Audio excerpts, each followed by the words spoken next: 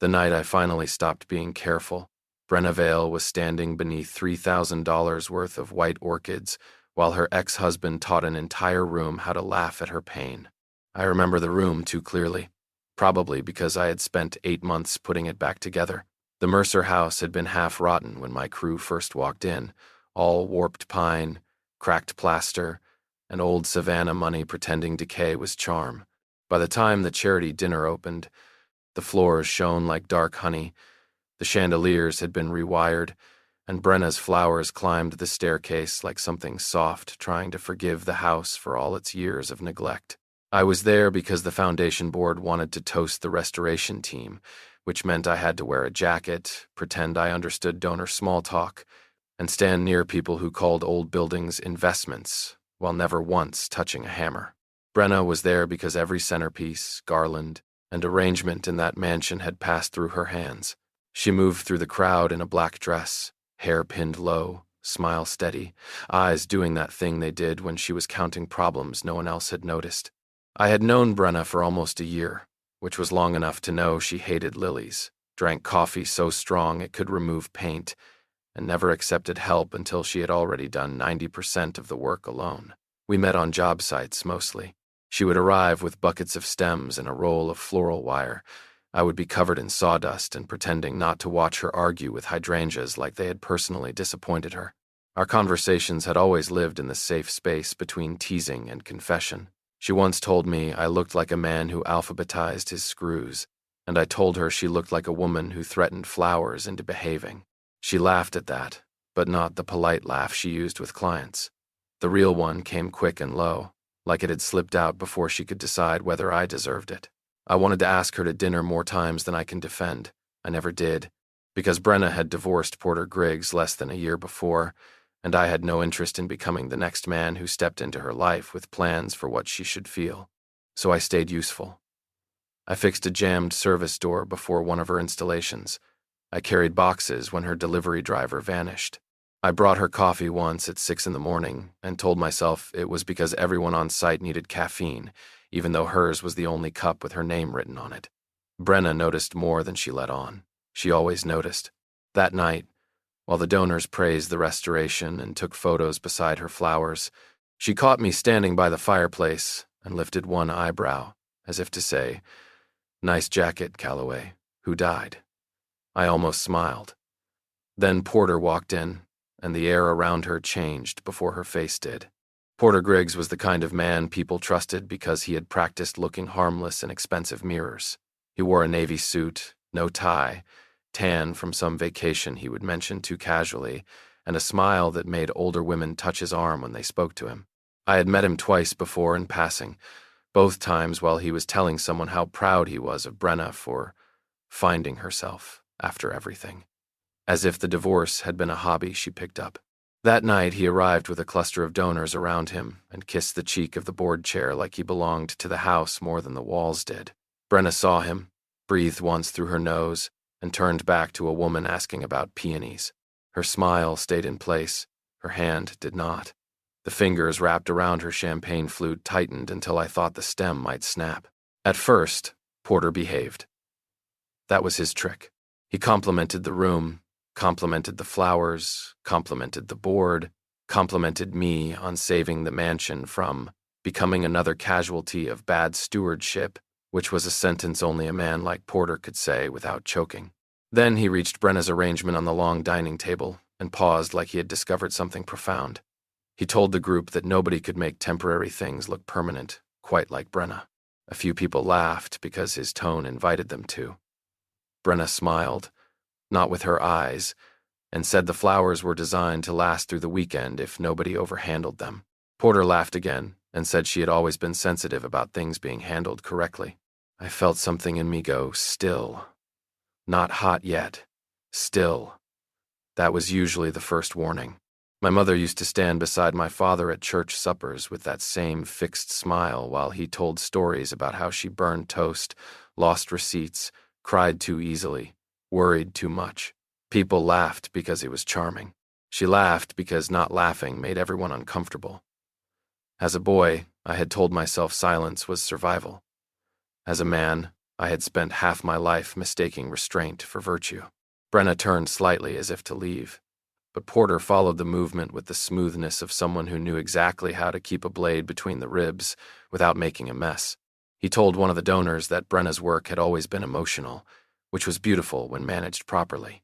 Then he added that people had been generous with her since the divorce, considering how hard it was for a woman to rebuild when she took things so personally. The donor's smile flickered. Someone coughed into a napkin, Brenna's chin lifted by one small, heartbreaking inch. She said Porter was kind to be so concerned, and the steadiness in her voice would have fooled anyone who had never watched a person survive by staying elegant. I crossed the room before I had fully decided to move. Maybe that was the truth of it.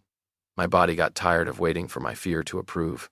Porter saw me coming and gave me the kind of look men give contractors when they forget contractors are also men.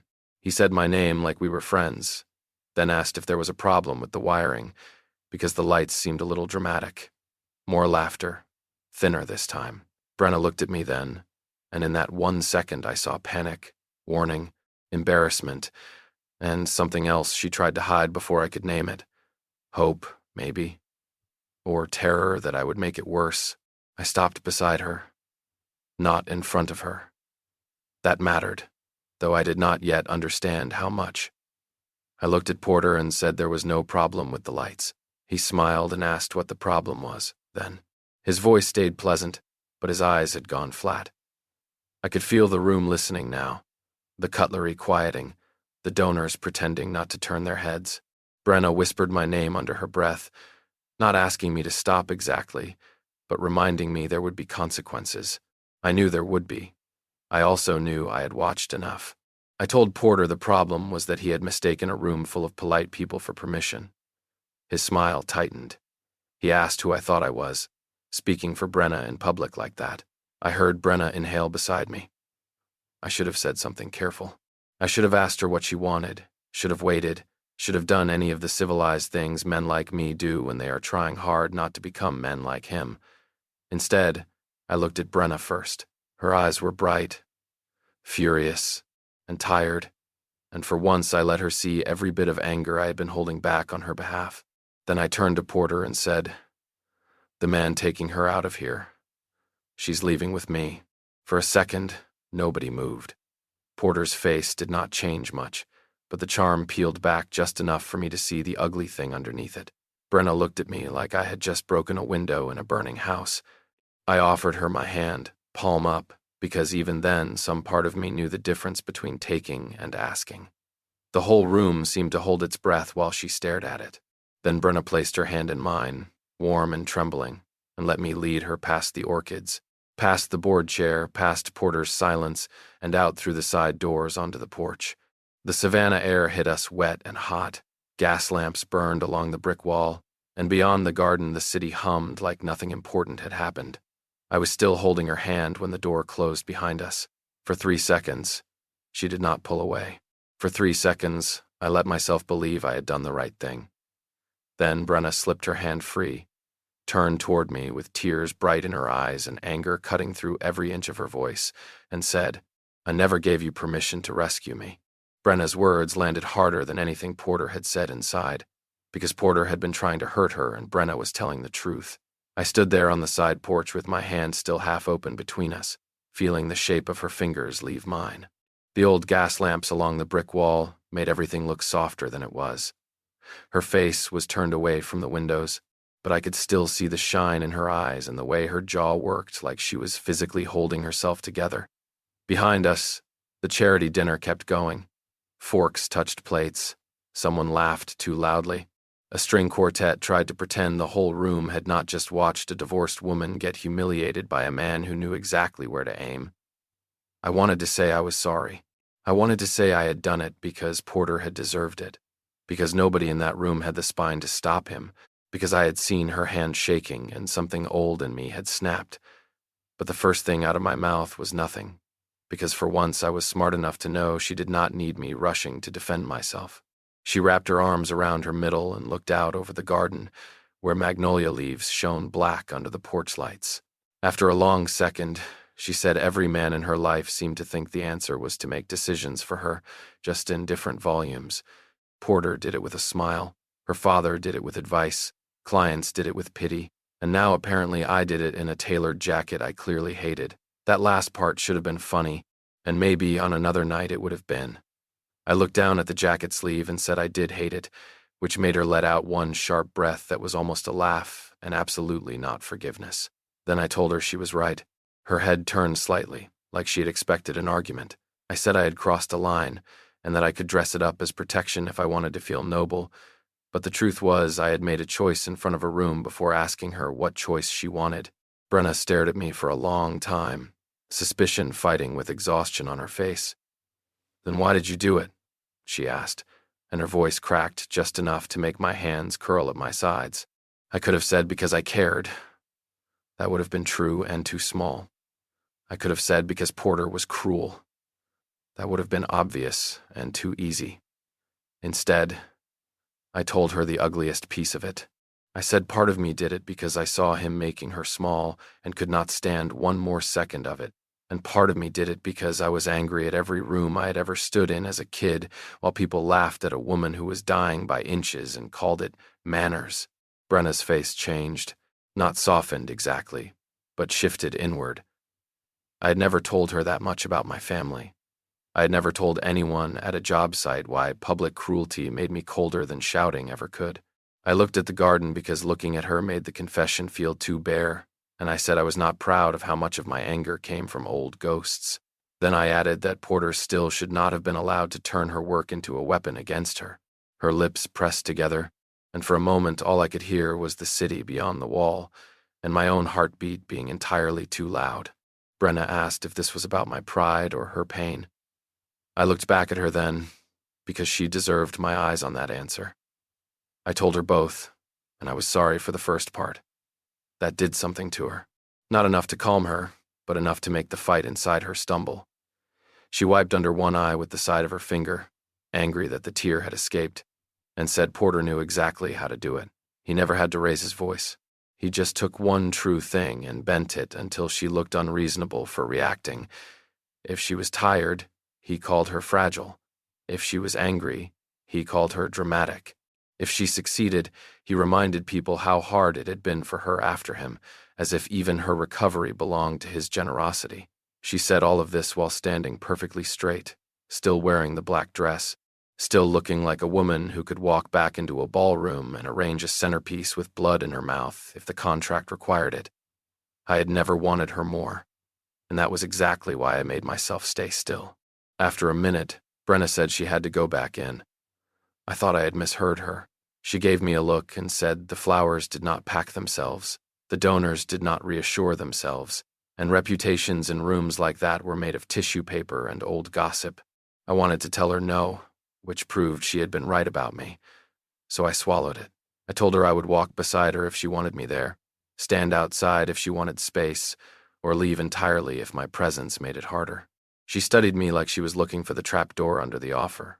When she did not find it, or maybe when she decided to risk believing there was not one, she said I could stay close, but I was not to speak unless she asked me to. I nodded. She pointed one finger at me and said she meant it. I told her I had built staircases with less structural warning than that. This time, the laugh that escaped her was real, tiny and unwilling, but real. It disappeared almost as soon as it came, but I kept it anyway. We went back inside through the side doors. The room pretended not to notice us, which meant everyone noticed us with violent concentration.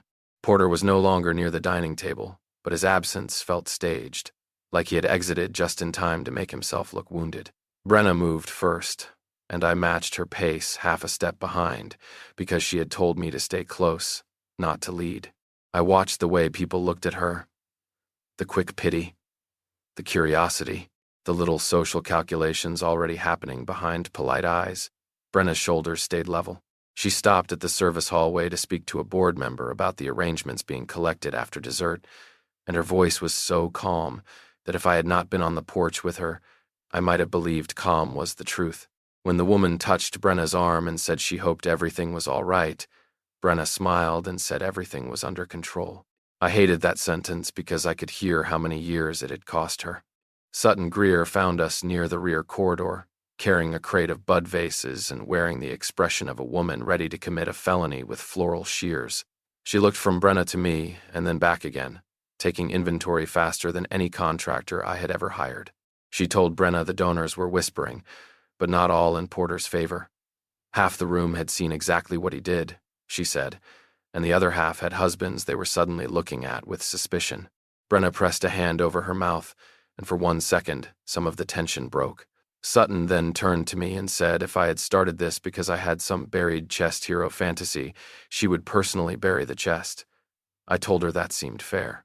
Brenna looked at me then, and something quiet passed across her face.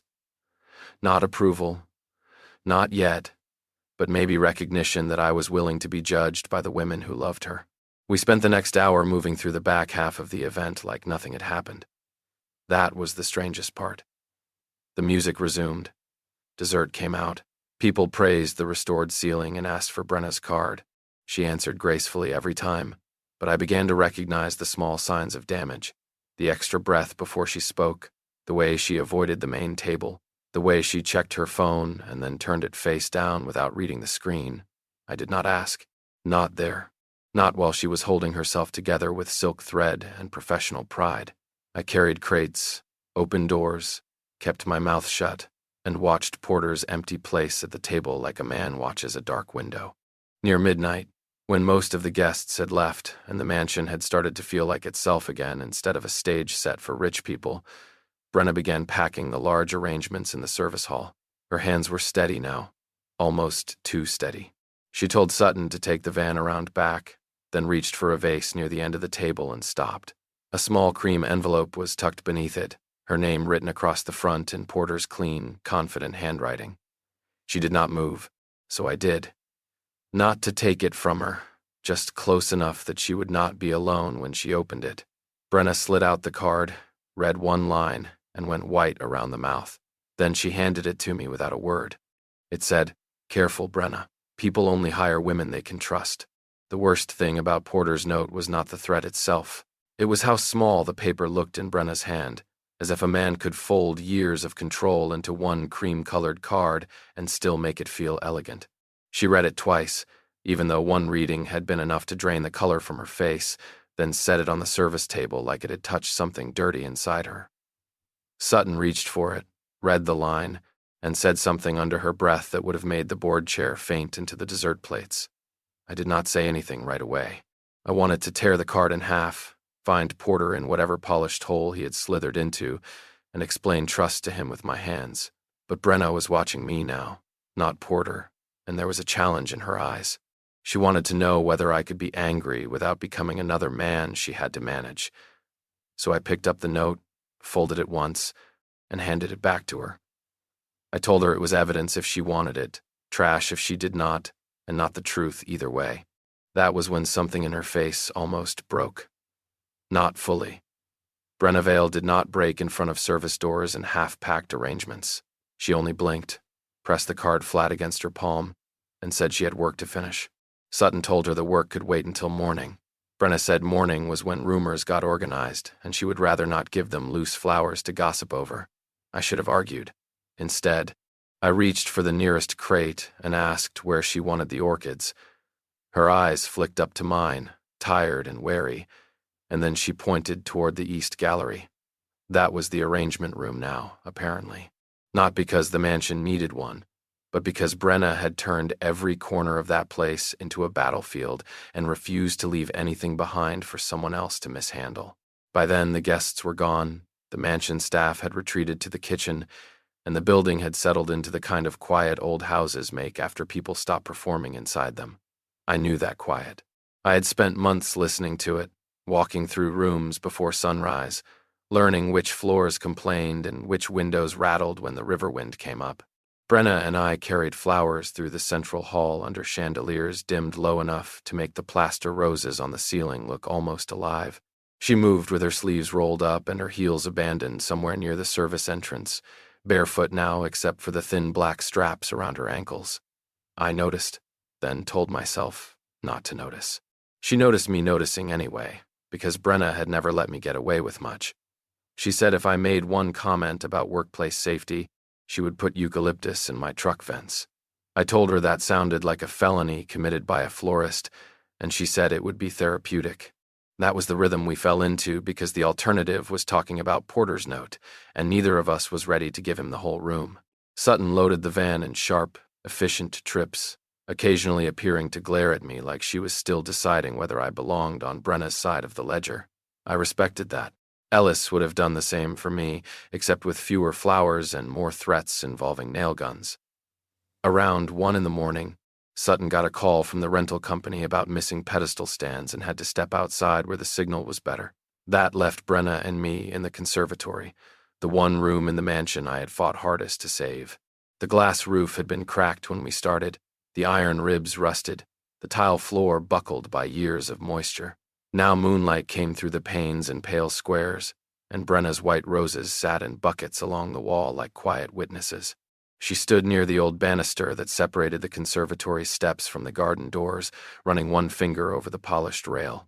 I told her that piece was original, even though half the contractors who bid the job wanted to rip it out and replace it. She asked how I knew it was worth saving. I said I did not at first. I only knew the wood beneath the rot was still hard, and that sometimes people mistake surface damage for a verdict. Brenna did not look at me when she answered. She said that must be nice, being worth restoring instead of being thrown out. The sentence was quiet enough that I could have pretended not to hear it. I did not. I told her restoration only worked when nobody lied about where the break was. If you covered rot with paint, it still rotted. If you cut away too much, you lost the thing you were trying to save. She smiled faintly and said I had a disturbing talent for making carpentry sound like emotional blackmail. I laughed because she wanted me to, but the sound did not last. She reached for a coil of floral wire on the work table, and in the next second she hissed softly and pulled her hand back. A thin red line appeared across her finger. It was small, nothing dramatic, but she looked so angry at the cut that I almost smiled. She said even the flowers had chosen violence tonight. I took the first aid kit from my toolbox near the doorway, because I kept one in every place my crew worked, and asked if I could see her hand. She gave it to me after a second, palm up, trusting and reluctant at the same time. I cleaned the cut with antiseptic while she stared at the top of my head like she was trying to solve me. Her hand was warm, her fingers tense, and I had to concentrate harder than a grown man should have to concentrate on a bandage. Brenna said I always looked like that when something mattered. I asked what she meant, though I knew better. She said I went very still, like if I moved too quickly the feeling might notice it had somewhere to go. I wrapped the bandage around her finger and told her feeling things had never been my problem. Acting on them was where I usually got cautious. Her eyes stayed on mine after that, and the conservatory seemed to shrink around us. She asked what I had wanted to do tonight before Porter ever opened his mouth. I should have given her a safer answer. I should have said I wanted to make sure the event went well, or congratulate her on the flowers, or survive the speeches without insulting a donor. But I was tired of hiding inside respectable sentences. I told her I had wanted to ask her to dinner. Months ago, actually. More than once. Brenna went still, and for once I had surprised her enough that no joke arrived to protect either of us. She looked down at her bandaged finger, then back at me, and asked why I had not. I said because she had just gotten free of a man who confused attention with ownership, and I did not want to become another pressure she had to recover from. She absorbed that, but her expression did not turn grateful the way I foolishly expected. Instead, it sharpened. She said maybe I should have trusted her enough to know the difference. That one found its mark. I nodded, because she was right, and because the truth had teeth tonight. I told her I had been trying to respect her freedom. Brenna said softly that sometimes men called it respect when they were only protecting themselves from being refused. Before I could answer, Sutton's name flashed on Brenna's phone. Brenna put it on speaker, still watching me. Sutton's voice came through tight and furious. Porter had already called Maribel Ashcroft, Brenna's biggest private client, the woman whose spring gala contracts kept the studio alive through slow months. According to Sutton, Porter had implied Brenna caused an embarrassing scene at the charity dinner and might be too emotionally unstable for high-profile work. Brenna closed her eyes. For one awful second, she looked less hurt than unsurprised, and that made me angrier than the note had.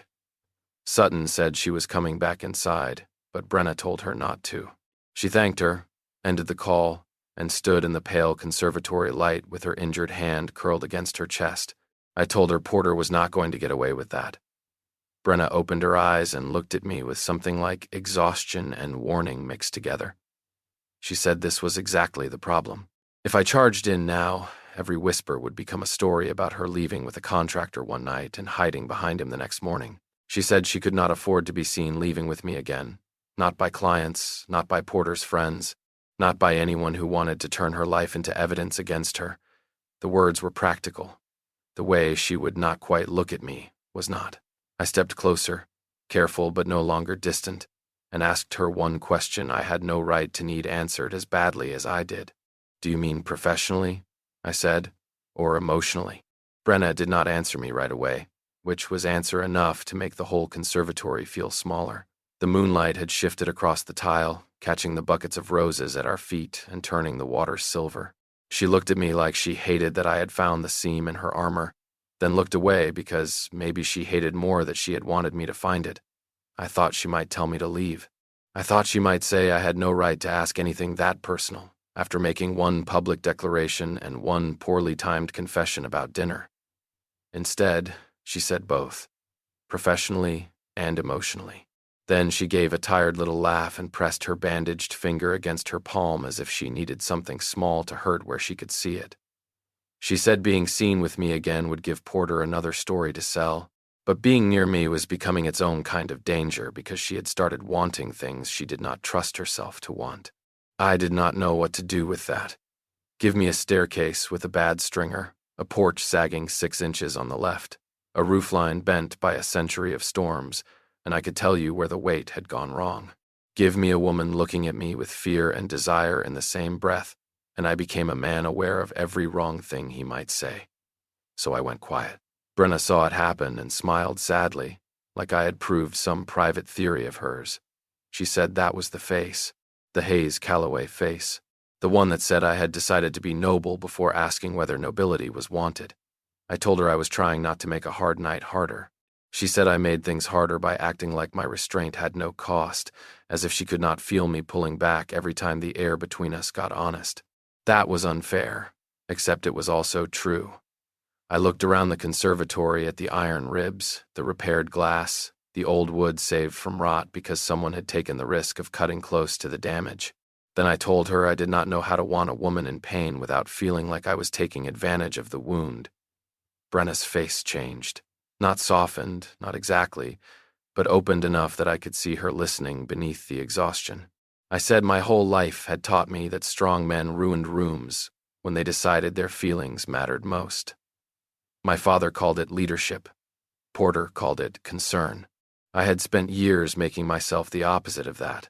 Only somewhere along the way I had started confusing silence with respect. I glanced down at my hands and admitted the part I liked least. Sometimes it was easier to be useful than to be honest, because useful men were needed and honest men could be refused.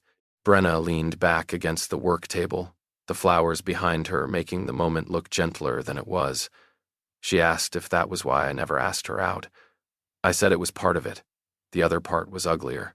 I told her I had been married once to a woman who liked my steadiness until she decided it bored her.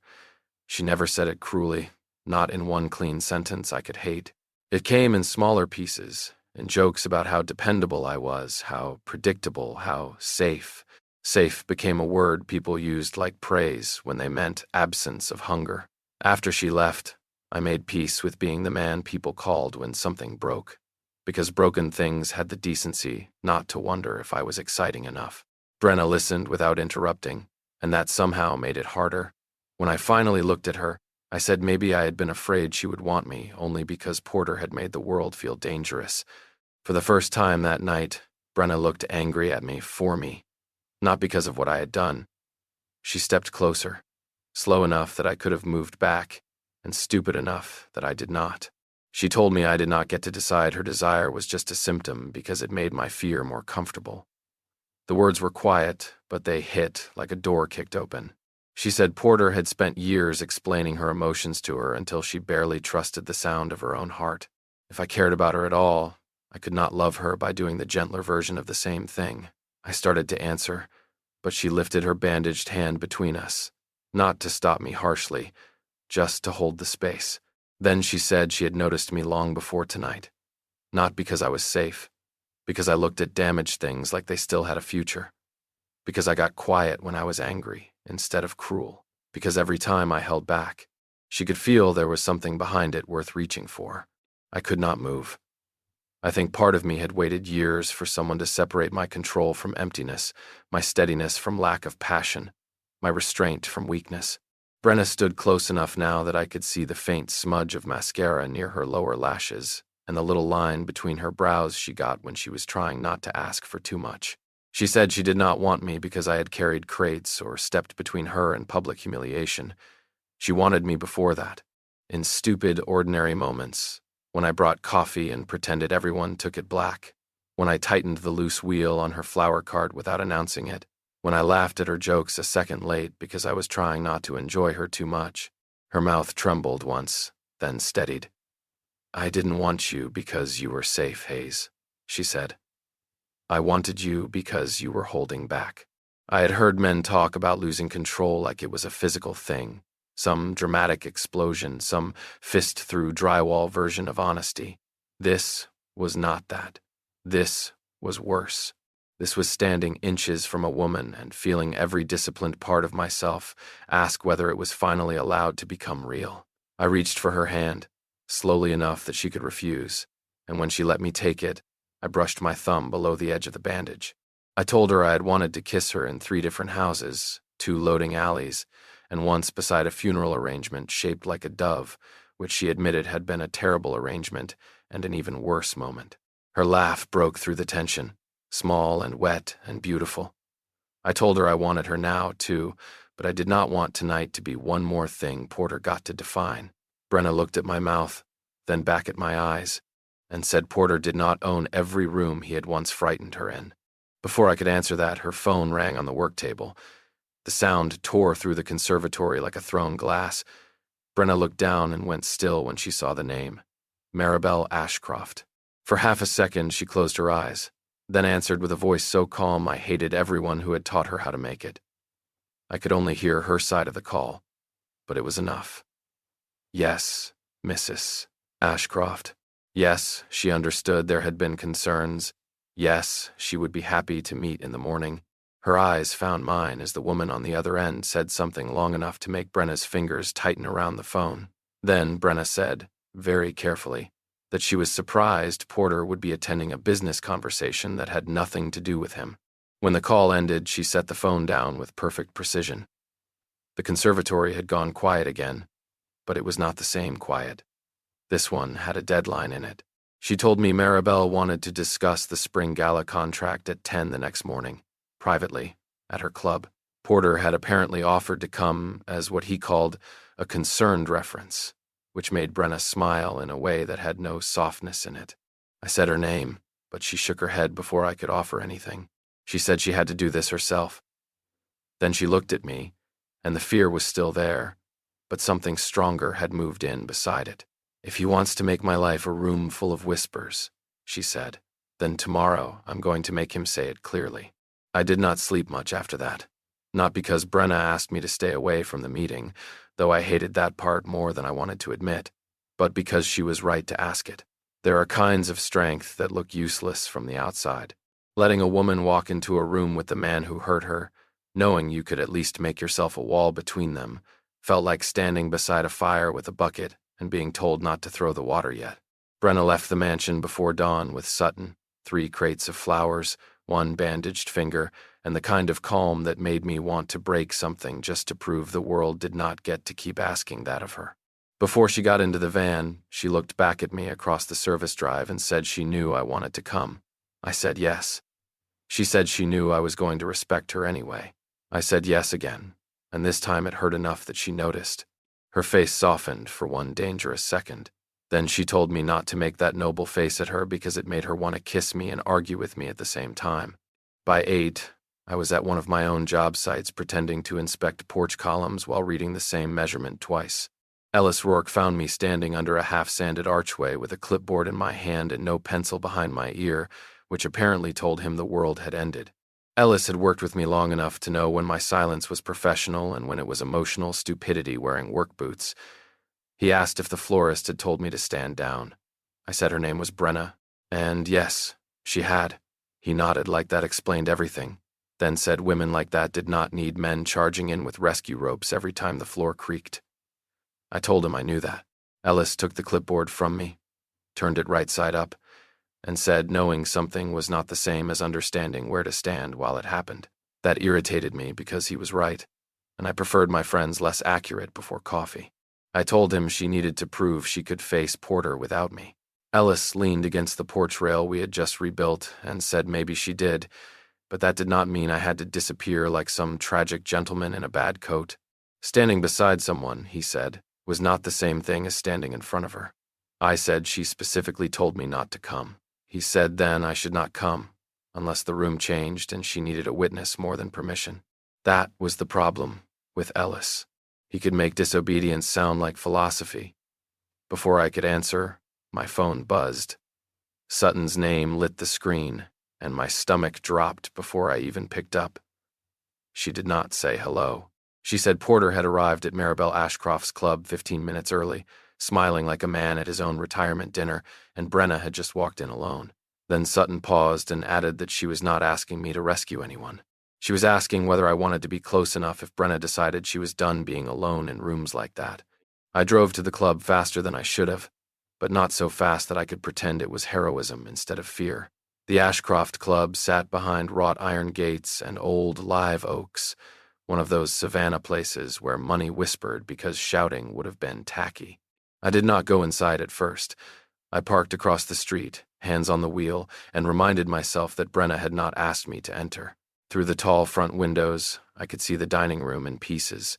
White tablecloths, brass lamps, dark wood, women in pale jackets leaning toward each other like secrets were a form of currency. Then I saw her. Brenna sat with her spine straight, a folder in front of her, hair pinned back, wearing the same expression she wore when a centerpiece collapsed 10 minutes before guests arrived. Maribel Ashcroft sat across from her, elegant and unreadable. Porter sat beside Maribel, not across from Brenna, because, of course, he had arranged himself like counsel for the prosecution. I could not hear them from outside, but later Brenna told me enough that the scene has lived in my head ever since. Porter began gently. That was always his favorite costume. He said Brenna was incredibly talented, and nobody questioned that. He said the concern was stability, because high-profile events required discretion, and last night had been unfortunate. Brenna asked him what part of last night involved his role in her business. He smiled and said he was only trying to protect relationships they had both built during their marriage. Maribel watched quietly. Porter continued, telling her that after the divorce, Brenna sometimes interpreted concern as criticism, and he worried she had surrounded herself with people who encouraged that misunderstanding. I knew exactly what kind of sentence that was. It sounded like care if you had never been the person trapped inside it. Brenna told him to stop, not loudly. That mattered. She did not slam the table or raise her voice or give him the satisfaction of looking unstable. She placed both hands on the folder and said Porter had no position in Vale Floral Studio, no authority over her client relationships, no access to her books, and no right to present himself as a reference for work he neither funded nor performed. Porter gave a soft laugh and said this was what he meant: too reactive, too defensive. Brenna breathed once, and I could see even from outside that something old tried to pull her back into politeness. Then she opened the folder.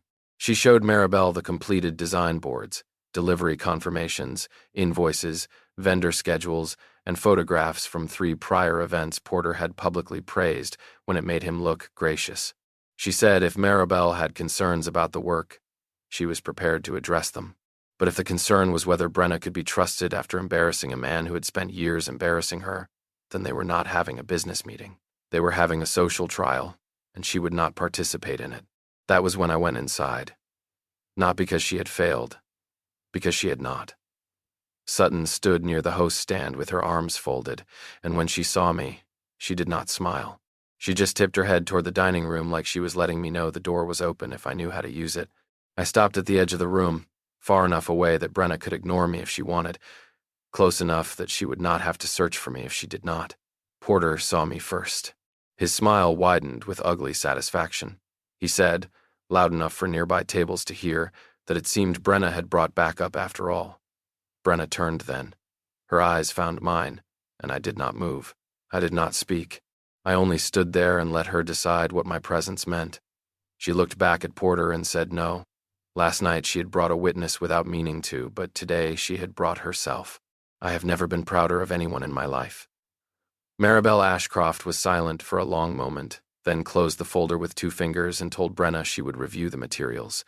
She did not offer comfort. Women like Maribel rarely spent comfort in public, but she looked at Porter afterward and said his concern had been noted, in a tone that made the word concern sound like something unpleasant on the bottom of a shoe. The meeting ended without a victory anyone could frame and hang on a wall. Brenna did not get the contract confirmed that morning. She also did not lose it. More importantly, she walked out of that dining room on her own feet, with Porter behind her and me still waiting at the edge of the world she had just reclaimed. Outside, the heat had already risen off the sidewalk. Brenna passed me first, close enough that her fingers brushed mine, but she did not stop. I understood. The moment was hers. Porter stopped beside me instead, his charming face gone lazy with dislike. He said I should be careful, because Brenna had always run toward whoever made her feel protected, and sooner or later she would run from me too. I looked at him then, really looked, and felt no urge to shout. Some men deserved volume. Porter deserved clarity. I told him if that was what he believed, then he had never protected her. He had trained her to survive him. His face hardened. Behind him, Brenna had stopped walking. Brenna heard what I said to Porter.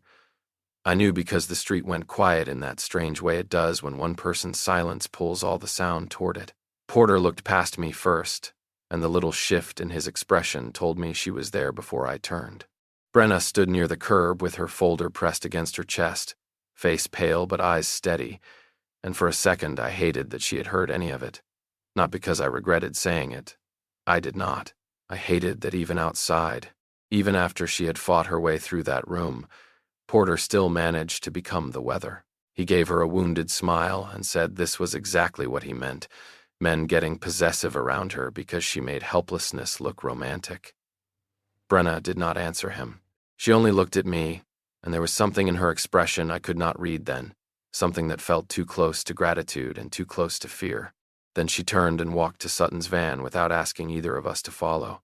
For the next 2 days, I did the cowardly version of respecting her space. That is the honest way to say it. I answered when she texted, but carefully. I asked about the Ashcroft contract, but not about us. I sent over the photographs from the Mercer House restoration because Sutton said Brenna needed them for her client file, then spent 20 minutes rewriting the message so it would not sound like I was waiting at the edge of her life with a toolbox and unresolved feelings. Ellis watched me from across the workshop while I did this and finally said if I stared at that phone any harder, it was going to file a complaint. I told him Brenna needed room. He said maybe she did, but I had an impressive talent for building entire guest houses out of fear and calling them room. I ignored him, which is what men do when their friends become accurate enough to be annoying. The truth was Porter had gotten into my head, not because I believed him about Brenna, but because he had named the thing I already feared. What if I was only powerful in contrast to him? What if Brenna's heart was still full of smoke from that marriage and I was just the first open window? I had spent so long trying not to become a man who took that I had forgotten love could ask something of me too. It could ask me to show up without making the room mine. It could ask me to want without apologizing for wanting. It could ask me to stop treating my restraint like proof of goodness when sometimes it was only a cleaner word for running. By the 3rd afternoon, I was standing alone in the Mercer House conservatory, checking a loose latch on the garden doors, when Brenna walked in carrying 2 buckets of pale yellow ranunculus and one expression that told me she was done letting me hide politely. She set the buckets on the tile and said I had been very respectful lately. I said thank you because I was an idiot. Brenna gave me a look so flat it could have leveled scaffolding. She said respect was wonderful, but distance, wearing a tie, and good intentions was still distance. I tightened the latch because my hands needed a job and told her I was trying not to complicate her life while Porter was still circling it. She crossed the room and took the screwdriver from my hand. which was fair because I had done absolutely nothing useful with it for 30 seconds. Then she said she was tired of men deciding what her feelings meant.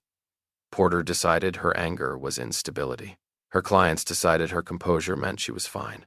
And now I had apparently decided her wanting me must be suspicious because it had arrived during a hard week.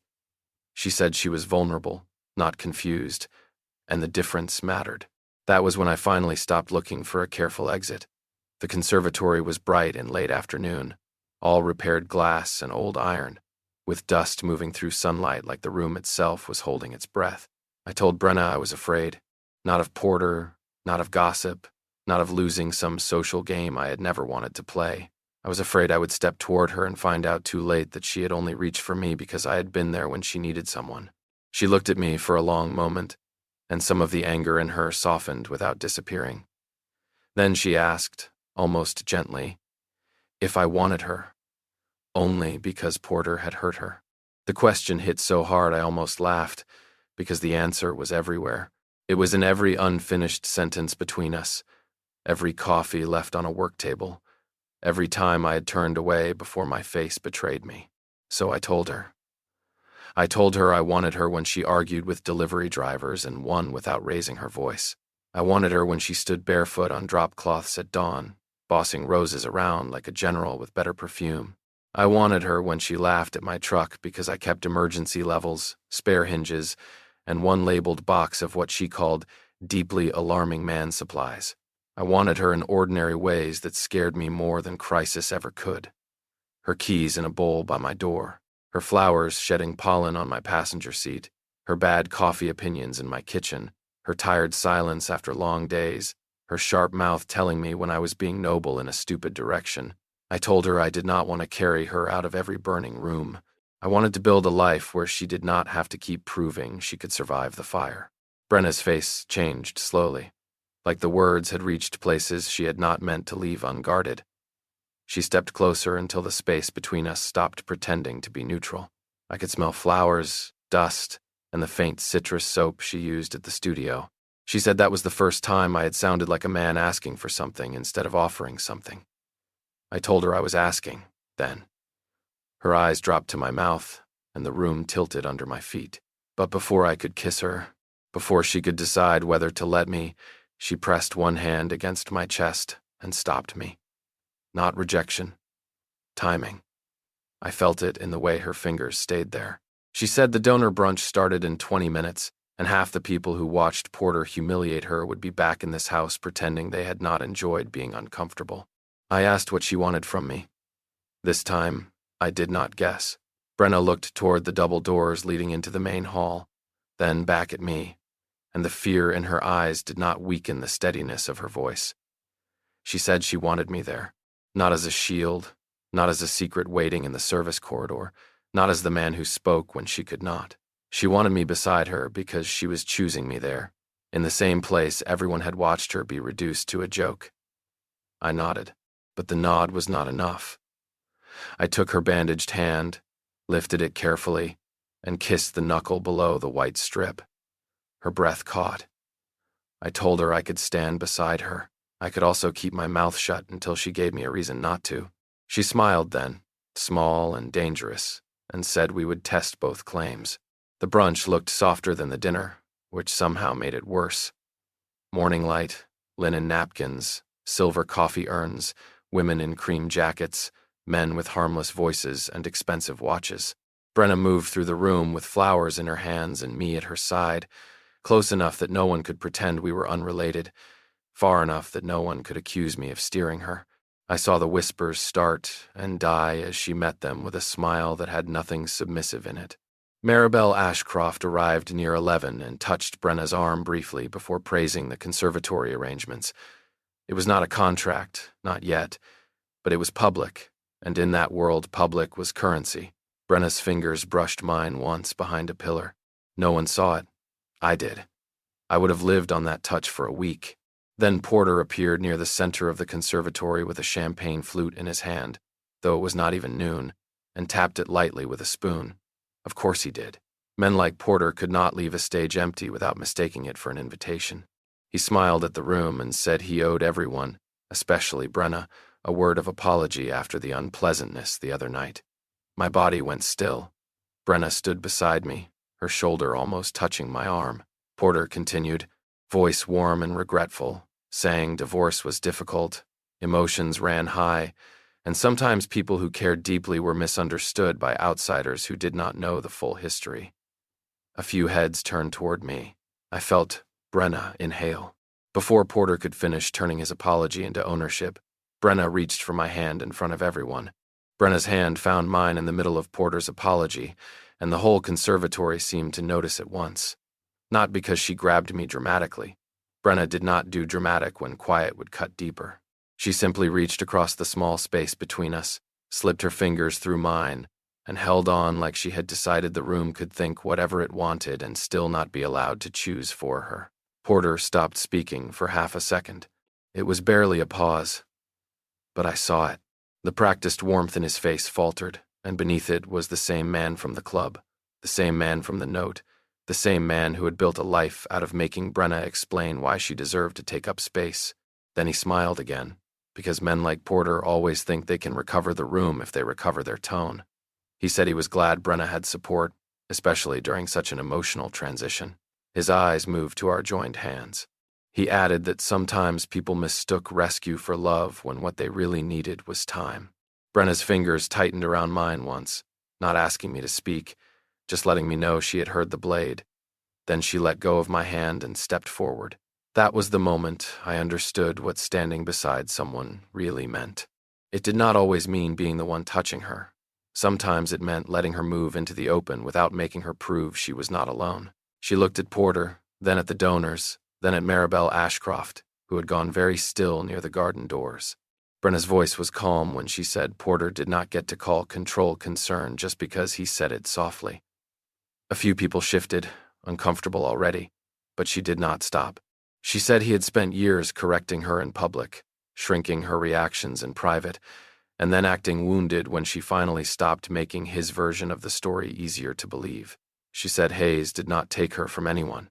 She walked out because she was done being turned into a woman who apologized for bleeding after someone else cut her. I had never seen a room change so slowly and so completely. Nobody gasped. This was Savannah, after all.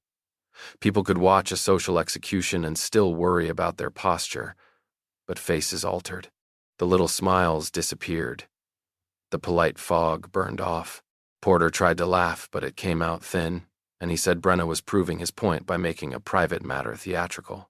That was when I stepped forward, not in front of Brenna, but into the space she had opened. I told him the private matter ended when he started using public rooms to discipline her. Porter's eyes hardened, and he said I clearly enjoyed playing savior.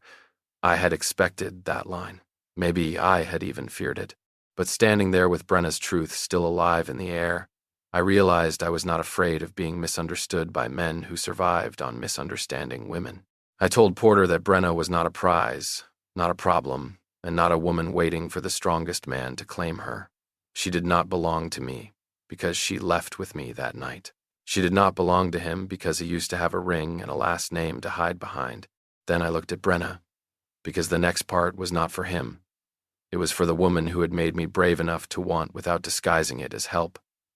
I said I loved her, and I was done pretending I was only standing nearby because it was safer than admitting I wanted a place beside her. My voice did not shake, which surprised me. Everything else did. Brenna looked at me like the words had reached her before the room could touch them. Her mouth parted slightly, and for one wild second, I forgot every person standing under that glass roof. Porter said my name like a warning. I did not look back at him. Brenna did. She told him goodbye, and there was nothing dramatic in it. No trembling, no plea, no final explanation for him to twist into another conversation. Just goodbye. Maribel Ashcroft cleared her throat then, smooth as a blade sliding back into a sheath, and said perhaps the brunch should continue in the East Gallery while Miss Vale and Mr. Calloway took a moment. That was not comfort either. It was better. It was permission from the room's highest-ranking witness to let Porter stand there with no stage left beneath him. People began moving. Chairs shifted. Someone murmured about coffee. Porter stayed where he was for 3 seconds too long, then walked out through the garden doors with his jaw tight and his apology still unfinished behind him. Brenna did not move until he was gone. Then she turned toward me, and all the strength she had been using in public flickered into something softer and more dangerous. I asked if she was all right because apparently I was still capable of saying stupid things after confessing love in front of half the city. She gave me a look through eyes bright with unshed tears and said she had just publicly corrected her ex-husband, possibly saved or ruined her biggest client relationship, and heard me say I loved her besides $600 of imported ranunculus. So no, she was not all right, but she was impressively alive. I laughed because I could not help it, and that broke something loose in both of us. She stepped into me then, not collapsing, not hiding, just choosing the exact place she wanted to stand. We ended up outside in the conservatory garden, where the brick path was still damp from the morning watering and the heat had not yet become cruel. Brenna stood beneath the old iron trellis, the one my crew had almost replaced before I argued it only needed patience, and looked back through the glass at the flowers she had refused to abandon. She told me she had not needed me to carry her out this time. I said I knew. She looked at me then, really looked, and said she had wanted me to walk with her anyway. That sentence did more damage to me than any kiss could have, though she kissed me after it, so I got both. It was not a movie kiss. No swelling music, no applause from the donors, no grand reward for good behavior. It was quieter than that, and better. Her hands rose to my face, my arms went around her waist, and when she kissed me, it felt like a door opening in a house I had thought would stay empty. Maribel did not confirm the spring gala contract that day. She confirmed it 3 days later, through an email so formal it might have been carved into marble. Sutton printed it out and taped it above the studio sink with a note that read, "Emotional instability, invoice attached." Brenna pretended to be annoyed, then cried in the supply closet for 4 minutes and came out blaming pollen. Porter did not disappear from the city, because men like that rarely vanish just because they lose one room. But he got quieter. People had seen enough to stop making him the narrator. That mattered more than revenge ever could. As for Brenna and me, we did not become easy overnight. She still flinched sometimes when kindness sounded too much like instruction. I still had moments when I tried to earn love by fixing everything within reach. The difference was that now she called me on it, and I let her. I asked instead of assuming. She reached instead of retreating. Months later, when I opened another restored house near Forsyth Park, Brenna designed the entire event, not as a vendor I watched from across the room, but as the woman who arrived with flower buckets in my truck and kissed me behind the service tent because she said my tie looked too proud of itself. The Mercer house became just another job to everyone else, but not to me. To me, it would always be the place where I finally understood that love was not standing over a woman and calling it protection. It was standing beside her when she found her voice, then being brave enough to answer with your own. So tell me this. Do you think fighting for someone can still be real love when you fight beside them instead of trying to own the battle? Have you ever had someone stand with you at the exact moment you were tired of standing alone? Share your story in the comments. And if this one stayed with you, leave a like, subscribe,